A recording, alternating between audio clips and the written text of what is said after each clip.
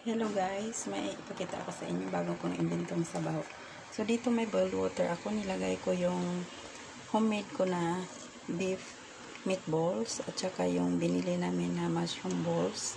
Nilagyan ko ng sweet corn kernel na gawa ng Del Monte.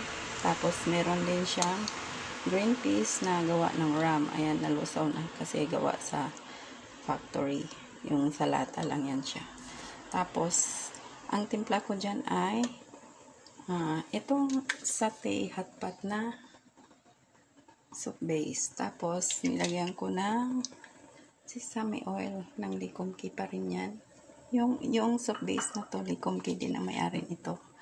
Yan. Tapos dinagdagan ko na lang ng 5 spice powder at saka kunting salt and pepper at saka kunting nor liquid seasoning. So okay na yan guys.